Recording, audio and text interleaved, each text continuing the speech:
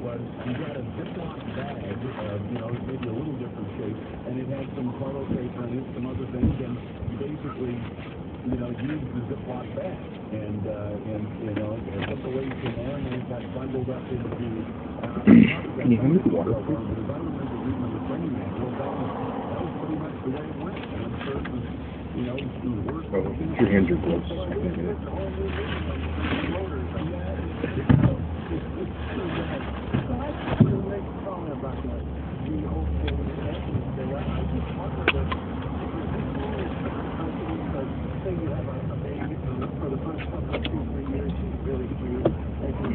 But after launch, it kind of crimps your lifestyle, so you can use the same procedures and the same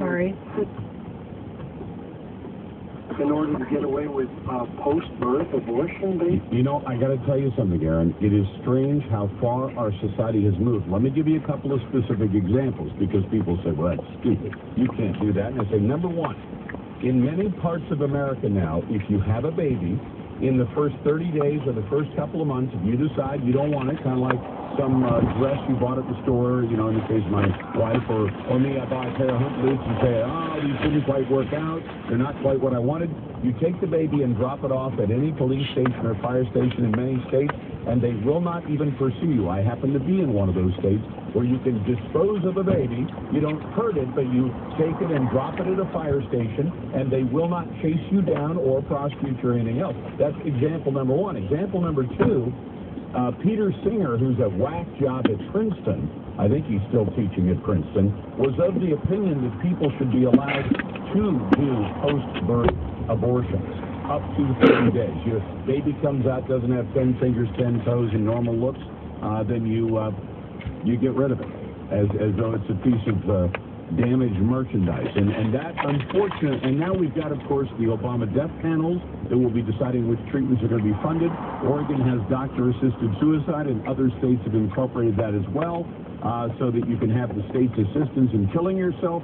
If you don't think there's a pattern to all of that, then I don't think you've got your eyes open. And if you're not outraged, you ain't paying attention. 13 minutes before the hour, back in this moment. I don't understand how physician-assisted suicide is in any way comparable to abortion.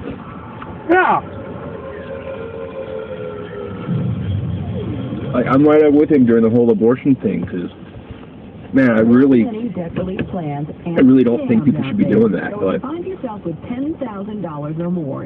suicide is yourself. You have that right over your own body. With abortion is that it's not just your body that's being affected. It's not like these people who want to kill themselves are 18 years old. Physician-assisted suicide is not for people who are suffering from depression. No. It's for people who have fucking pancreatic cancer. And it probably takes years before they get to even, before they get to say, okay, we will do this. Because they've gone through years of therapy and, Not available at all. Physician-assisted, you're right, absolutely. And physician-assisted suicide is only to prevent people from living the remaining 6 months of a life that wouldn't actually be a life, because they would be hooked up to so many machines and under so much pain that you can't even call it a life anyway. yeah. If physician-assisted suicide isn't taking 20 years off of anybody's life. It's taking maybe 2. But 2 of the most awful years that you should never condemn anyone to being forced to live. And even if it wasn't, I frankly think anybody should be allowed to kill themselves if they make that decision.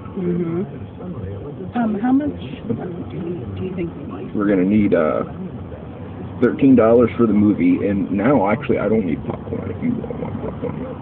If you want to get a small popcorn, that would be just dynamite still.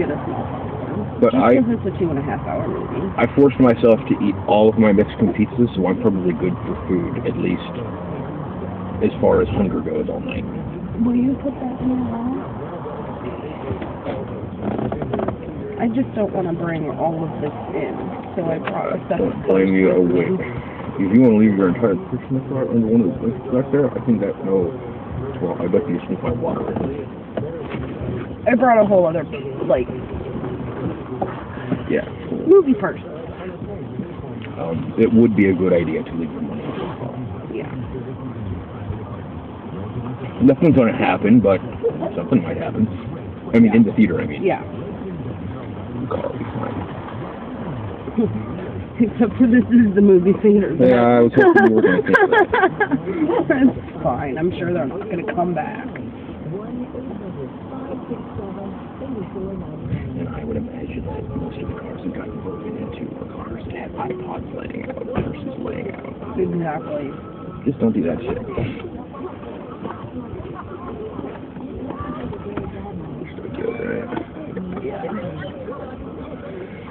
This is actually perfect. I hate sitting in a fucking theater waiting for the movie to start. Mhm. Okay, that's all we need is just the snack stuff, right? All I want is my water and my granola bar. Can you bring my granola bar though?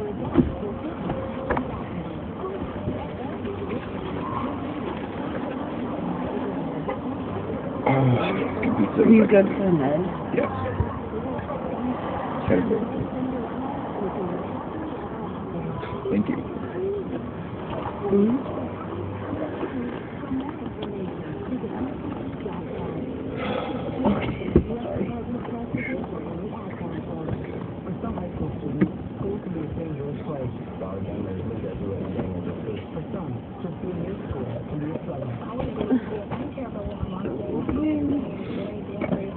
As much as I love this truck, I mean, I really do love this truck.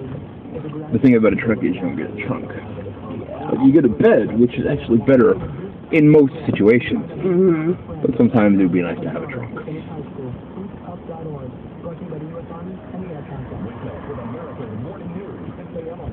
I know I've said this a million times, but one of my high school teachers said everybody should own a truck. If you have one car, it should be a truck. Mm-hmm. And that was the first time I'd ever really thought about it, and I've always agreed with him. Yeah. Everybody should own a truck. Sometimes you just fucking need a truck.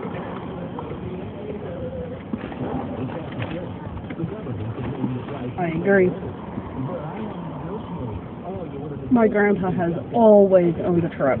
Always. His whole life he's owned a truck. You know, by the time you got a fucking family and kids, you should have 2 fucking cars anyway. You're gonna need fucking 2 cars, you got a kid. Even if you got a fucking just a beater family car. Mm-hmm. And then a truck for the dude to drive to work in.